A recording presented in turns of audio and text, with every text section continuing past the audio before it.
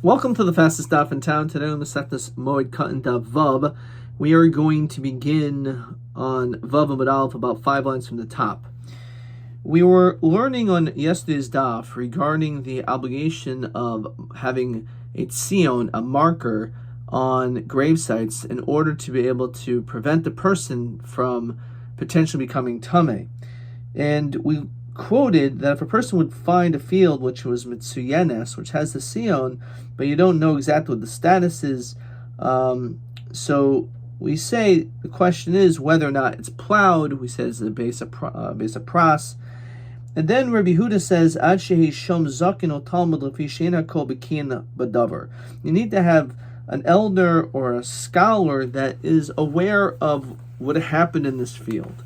So with this we continue with the words of the Gemara. 4th line. Rabbi Huda Omer, Ad shehi shom zakin o talmud lefi she'ena kol b'kiyin b'davar, not everyone's an expert. So Omer Bai Shmami Na, so we can derive from this that Surma Rabbanan, De'ika b'masa, when it comes to a chacham who's in that city, kol mili demasa ale ramya, all the matters of that city is upon that individual.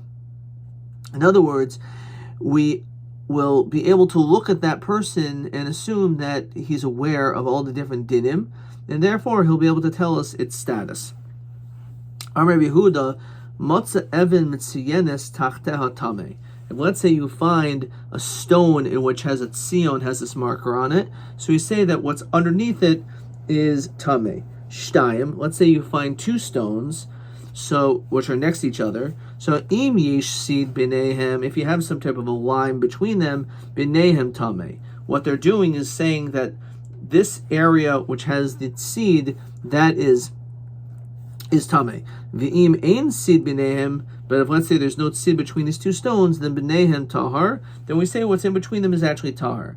V'afagav deleka chayresh, even though there was no plowing that took place. So let's look at Rashi.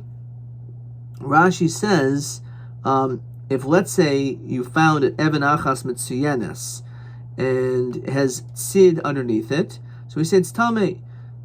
So what is this referring to? Rashi says, Evan Achas Mitsuyenes, Shish Sid al Gaba, there's this plaster or lime on top of it. Deino Sarcha Harche Katzion Mina Evan. They didn't need to distance the tzion from the stone, Visha Evan Gavoa al Gabi Karka, because the stone is above the ground, Veros at tzion Miyad, and because it is above, you're able to see it. The whole issue of having a tzion before the Makam Hatoma is when it's on the ground, so it's going to be harder to be able to see it. But if you have a stone, so that's something which will give you an indicator, and therefore you could put the lime right on it, right on the Evan. When it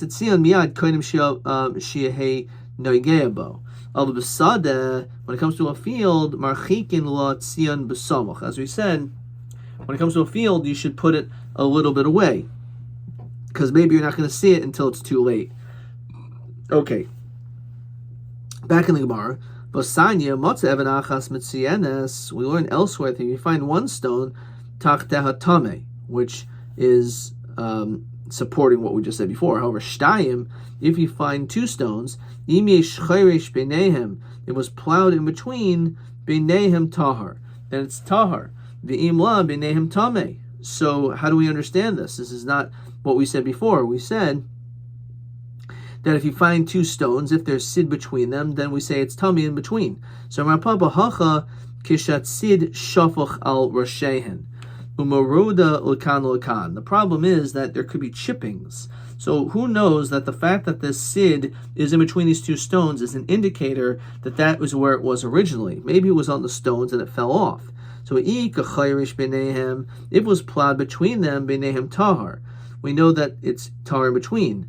The aimer will say machmas chayrish hu deikpol. Maybe the line fell off into the middle because of the plowing. And therefore, we say that this lime doesn't mean anything if it was plowed. V'ilo, but if you didn't plow, sid de beni hu v'tameh, then we say that it was probably put there originally, and therefore it's tameh. So again, the notion of plowing is possible that it could have shaken these things are chipped off the tzid, and it could have fallen in between. Amar Avasi, Meitzar Echad, if let's say you have one boundary, one side, which is Mitsuyin, which has this mark, so hu tameh b'chol hasada kula tahira. So we say the rest of the field is tahor, just this one area is not. Shnayim, let's say two sides, let's say perpendicular or one or parallel, but two sides have markers. So hem tameh b'chol hasada kula tahira. For that matter, shloisha hem tameh b'chol hasada kula tahira. However, arba, if it's on all four sides, this marker, hein tahirin b'chol hasada kula tameya. We say that the inside is actually tamid yamar ein marchikan sin memakom tuma shul hafsid eser tisrael. As we said before, we don't want to cause too much space of Eretz Yisrael to be considered to be tameh. So therefore, we have to be careful how the tzion is placed. And then the Mishnah said v'yotzin afal kilayim, so that we also went out on Chol HaMoed of all times to go inspect these fields. So, is it true that that's when we go out? Or minhu, but it says that be'echad ba'adar, on the first day of Adar. Mashmin al shkolm ve'al kilayim. That's when we start announcing shkolm, as we saw in Masechtas Megillah, that's the reason why the first of the Arba Parshios is shkolm, because that's when you start announcing it. So this way people will start bringing their money in. B'chamish Asarbo, already on the 15th day, which happens to also be Shushan Purim.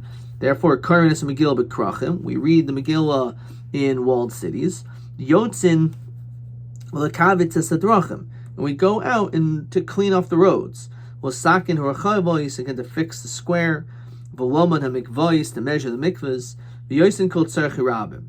U'metzayanen Sakvaris, and it says Beferish, that is when you do the markers of the kvaros, the yotzin al hakilayim, and this is the whole question. That is when you go out for kilayim.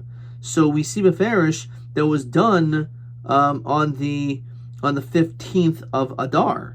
It was not done during Chol HaMoed, a whole month later. So when was it done? When did we go out to inspect the fields for kilayim?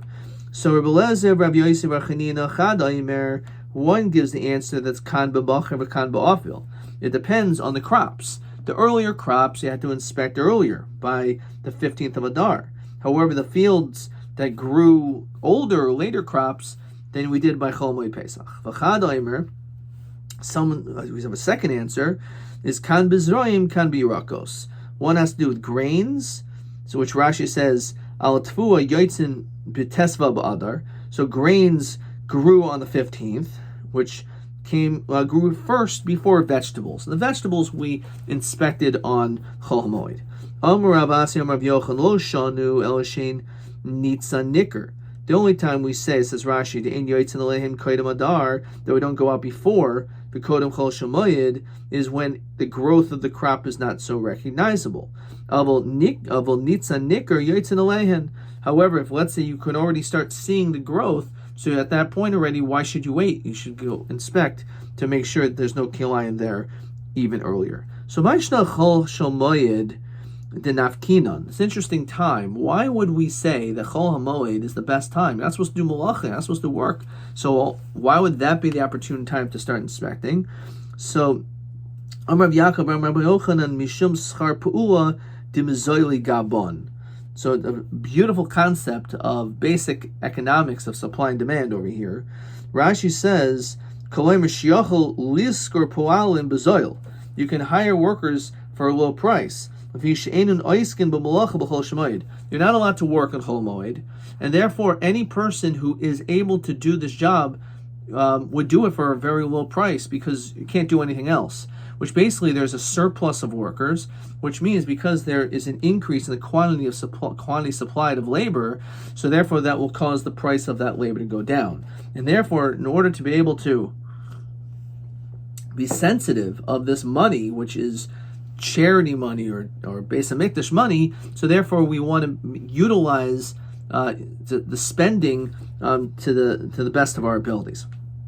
Amar Zvid v'Tema Rav Misharshia. Shema mina ki avinu hu schar metrumas alishka. We see from here that when you give payment for the lishcha, yavin luhu schar mitchumas lishka yavin luhu. You give it from the lishkas from there. Diisach adaitach medidhu yavin luhu my nafklin minahu kol kama debo litin luhu. Says Rashi, ki yavin luhu schirus poalim debated kilayim. If you want to tell us that it comes from the Baal Bayis, that it doesn't come from the Lishcha, so then what difference does it make that we want to try to save money? It must be, the fact is that it's coming from Beis HaMikdash funds. Fine. So the Gemara asks, V'ad kama, what is the question? Rashi says, Havi kilayim d'chayiv l'batalei. How much is considered to be kilayim that you need to be mevatal it? So Rav Shmuel bar Yitzchak, Ka'isa Shishninu, like we learned, Kosa Shieshba. Let's continue to Baba with Beis. Rova Zera, Mimin Acher. If there is this quarter of a kav, where actually says a kav, which is 1/24 of a saw, from a different min, then it has to be decreased, because that's already a forbidden mixture. But we learned that Hiskinu we instituted Shu Mafkirin Kol Sadikula, that you're supposed to be mafkir the entire field completely. And you're telling me Yamayat that you make it less? Lo kasha. Kan kaidim tekana, kana lacha tekana. One was before the institution of the tekana, one's after. It's the sanya. B'rishaina hayikrin. They used to uproot all the kilayim. Umashlichin lifnei behemton. They used to put it by their animals. That's what the workers, that's what they used to do. They saw kilayim, so they used to rip it out. But by doing that, they were happy for two reasons. Achas,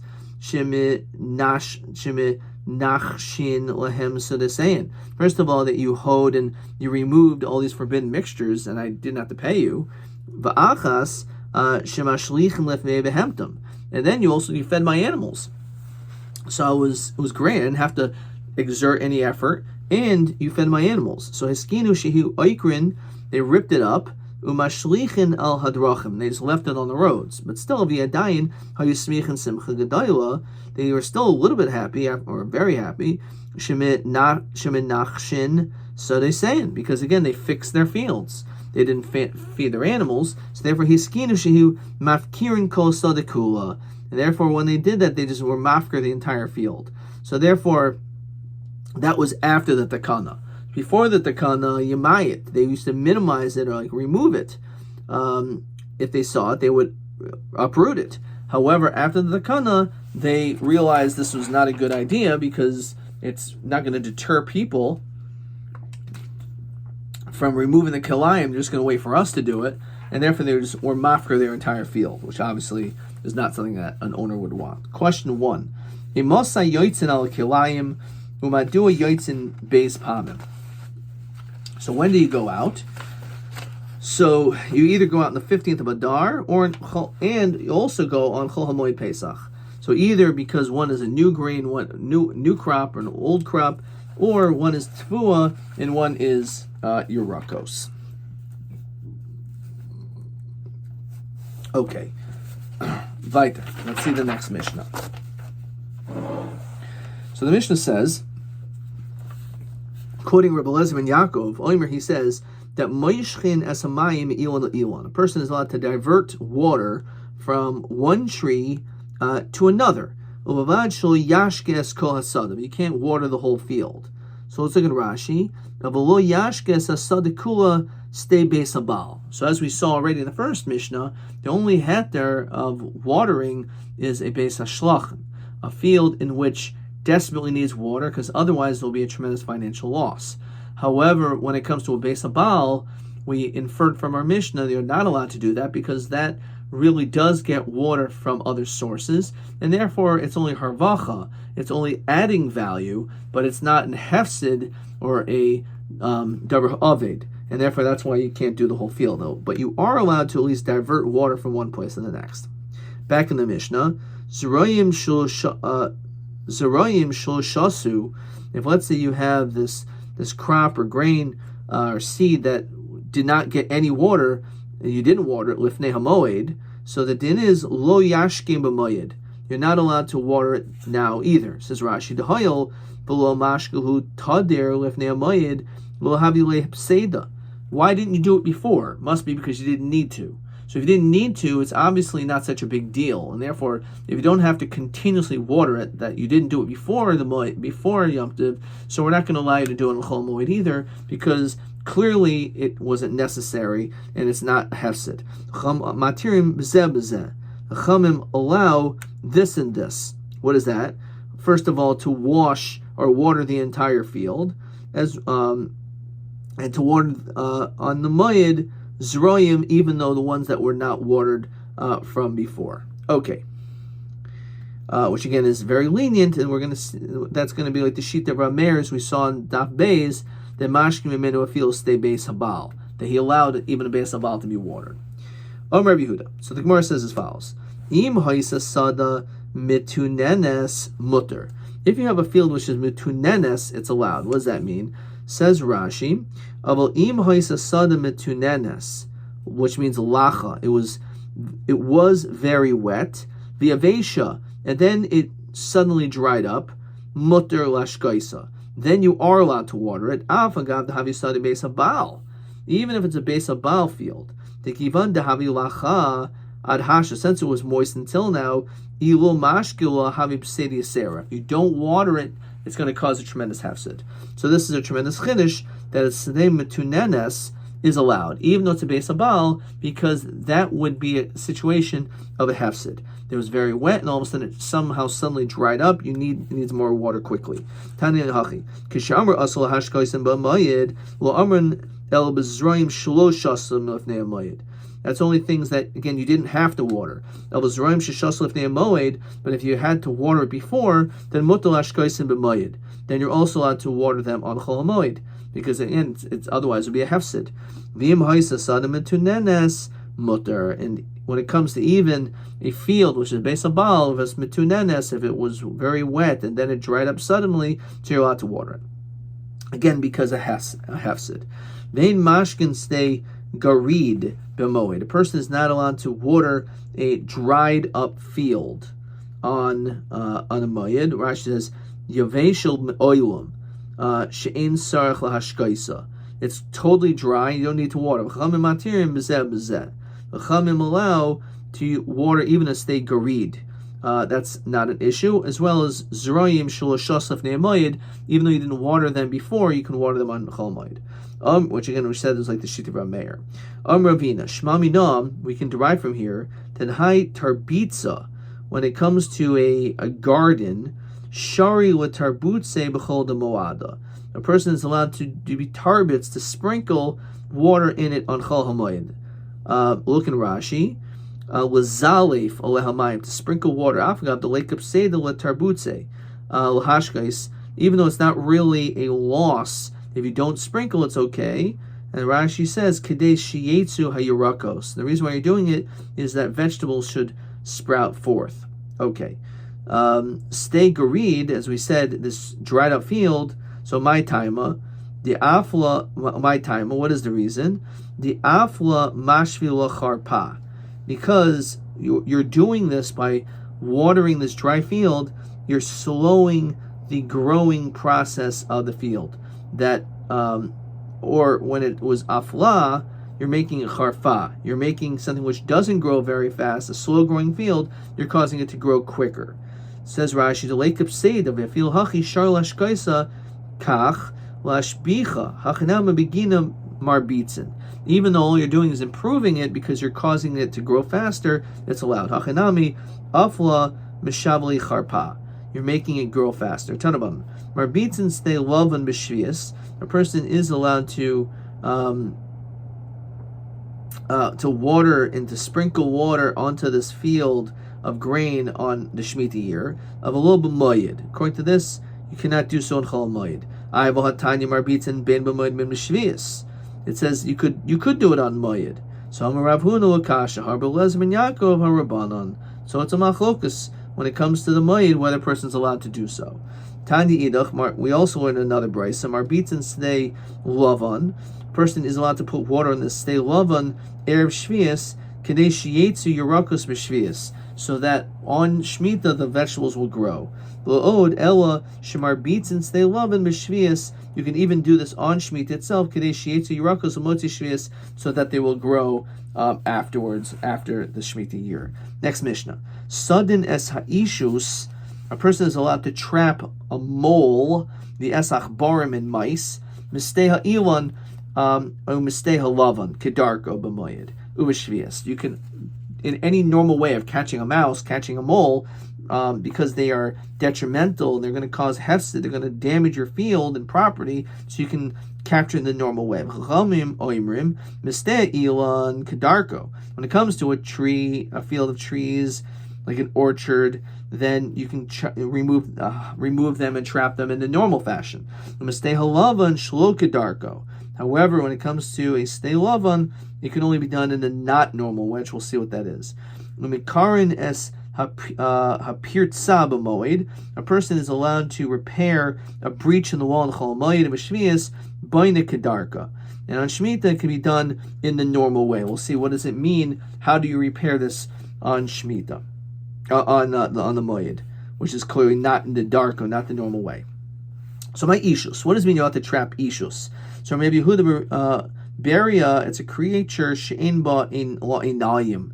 It doesn't have eyes, and it, as Rashi says, a chayfer rekarkin digs into the ground. Omer Rav Bar Shmuel, v'item Rav Yemer Bar Shlamia Mikra. What's the pasuk to support this? Kimoi shavlul, just like a snail, temes yahalach nefel, it goes and it falls. Eishes bal chazu shamesh, that it goes and sees the sun. Says Rashi, Kleimer kach ishus. This is what this mole does. Noifois pitam, it falls suddenly. Lo aretz umesim delo chazu, because it cannot be seen. Tanabanan sadin es ishus vesach barim misteh halav and misteh ilan kedarko. A person again is allowed to trap a mouse or a mole in the normal way. Umacharivin chayrin nemolim. You can close up these holes of ants. So Katan macharivin, how do you or destroy it? So maybe offer mechor zeh v'noisel taychor zeh. So vehein chaynkin zeh zeh.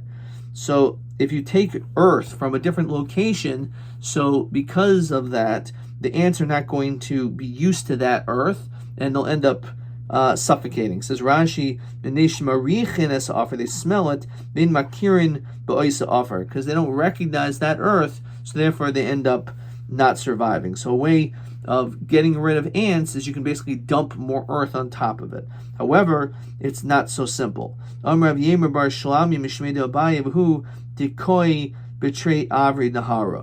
dirt has to come from somewhere else. It has to come from the other another side. And Rashi says the kivan diika hefsik mayim. If there's water separating the two earths, then the ants will not be able to makir it. But not only that, v'huda leika gishra, there can't be a bridge connecting. V'huda leika gamla, there can't be some type of board connecting the two sides. So there's no way ants could get there from one side to the next. V'huda leika metzra, and also that there is no metzras like this, again, way of walking from one border to the next. So Rashi says adayin katan migamla, that's even a smaller walkway than going on a board. There's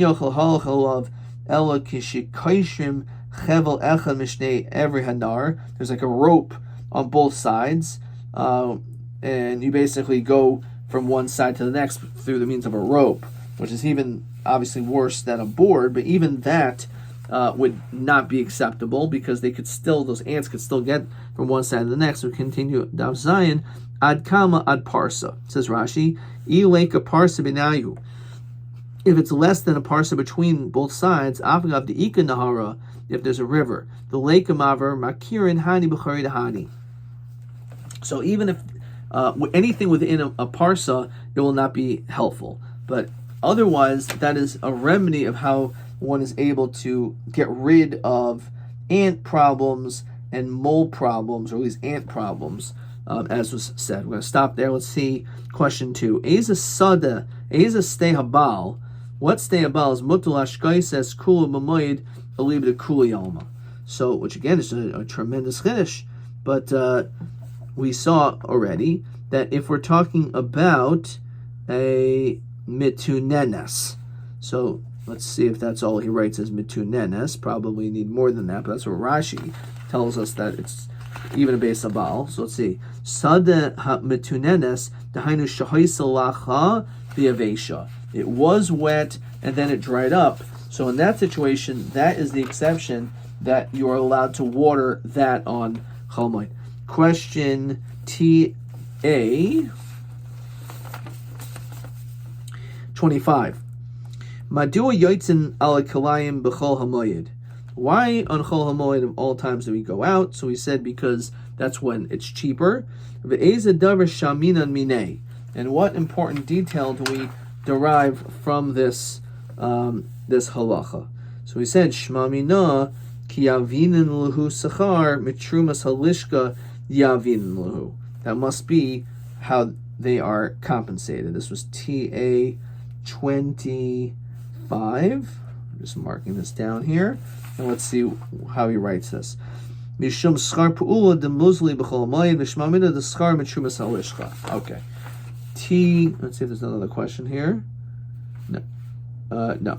TB 26. Mihaya mishalim schar hapoalim hayotzim al kilayim umaharai al kach. Really the exact same question. It comes from lishka trumas halishka, because otherwise there's no reason why we'd have to have them go out. Dafka on Chol Moed.